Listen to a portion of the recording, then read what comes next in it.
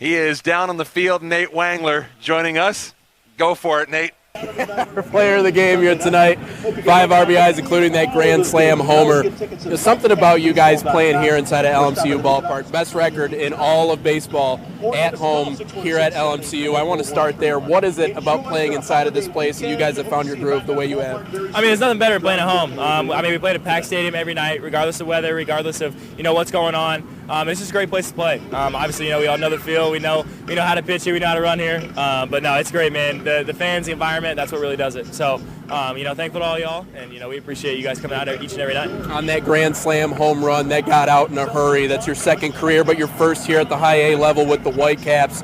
Walk me through that, AB. What did you see out of him? That was the second time you got to face Gutierrez. What did you see in that specific instance? Yeah, so the first time I faced him, that first at-bat, he did not throw a splitter. So he's cutter heavy, and his splitter is honestly his best pitch. So I was waiting for a splitter, to be completely honest. The first pitch was a splitter, but he left it up. And so I fouled it back. I wasn't able to kind of stay through it, but I'm glad I didn't, obviously, looking back at it. And then he executed a really good cutter in on my hands. So I dug myself a hole pretty quickly.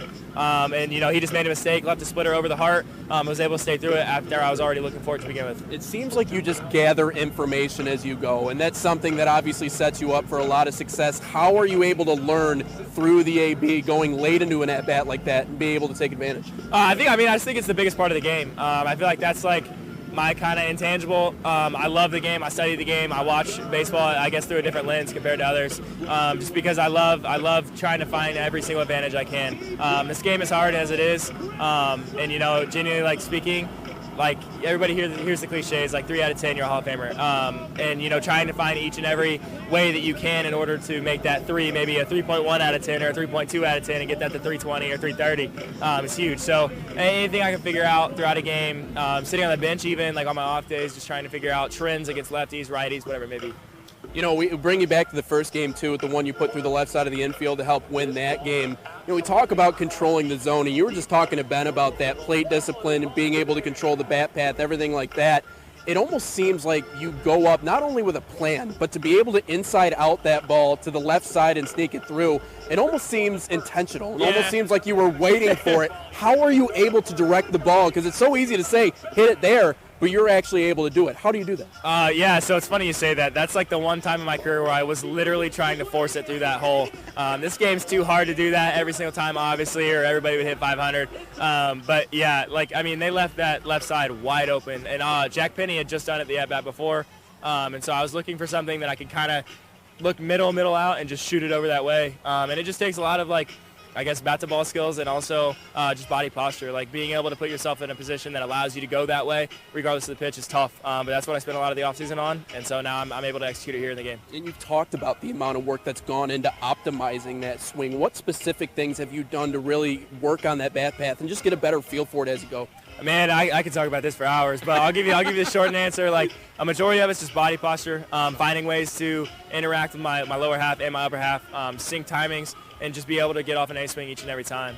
There were times last year where, regardless of how well I saw the pitcher, how well I saw the pitch, it didn't really matter because my body wasn't in a position to execute my best swing. And with that, obviously coming into this year, damage has been up, all the numbers are up, to be completely honest, as well as plate discipline. So it just takes a lot of days of hard work. I can't really sugarcoat it more than that. It was just a grind trying to figure out, how my body works and just learning how to work within myself. The truth is, as a top prospect, people are going to find a way to nitpick. You know this about yourself, right? And the one thing we've been talking about is you tapping into that power. Certainly seems like you did on that swing. How do you continue to develop that side of your game specifically? I just feel like that's something that comes with age. When you look at Colt Keith, and how he was only hitting 2 or 3 in between. That boy Mitch Hooten, head groundskeeper. We're in the way of everybody.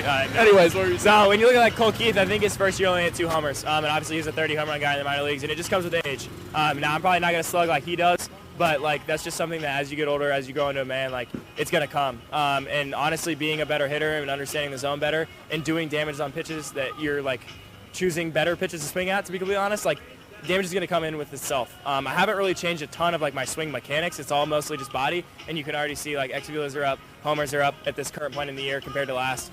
just based off of body positioning and swing decisions. Who would you say has had the biggest impact on being able to get your swing where it is?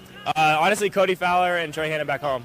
They were with me each and every day in the cages. I mean, we put in a monumental level of work.